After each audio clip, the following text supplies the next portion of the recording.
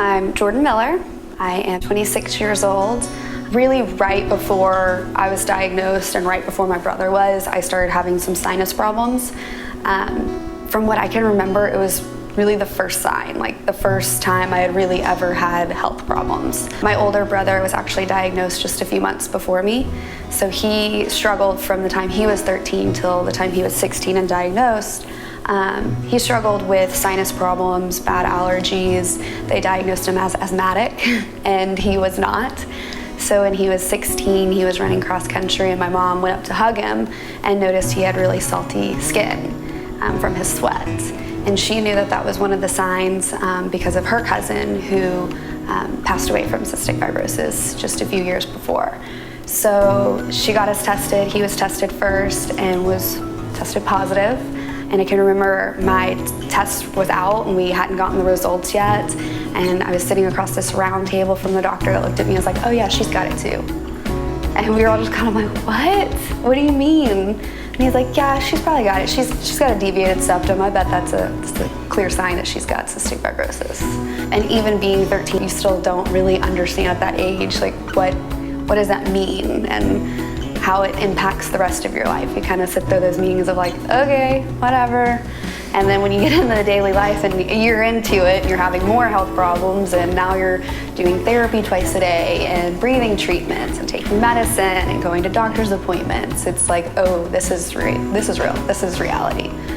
So I don't think it hit me until I was probably like 14 or 15 that this is what I was gonna have to do for the rest of my life.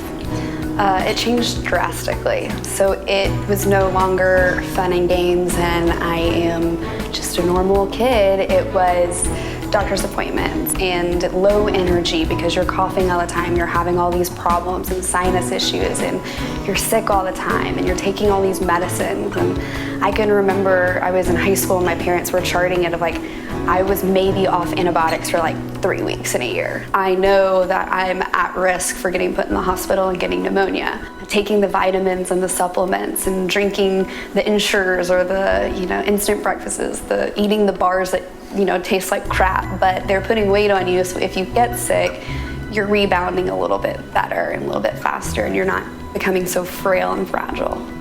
I hope for a cure. I know that with some of the advancements that they've made lately, that there's kind of a light at the end of the tunnel, but it's only for a select few. It's only for certain mutations, and it's not fair and it's not right, and there are so many out there who don't get the medicines that could significantly improve their life. The past few years, there has been more outpour of support than I think I've ever seen for CF, and it's amazing. It's humbling and it's unreal that people could be gathered around for a walk or a gala or a wine opener to raise money for something that gets no government funding and directly impacts my life. I wouldn't be where I am today without it. They are the sole reason why these drugs are getting pushed through and the research is being done and cure is a hope in the future. I just want to thank you.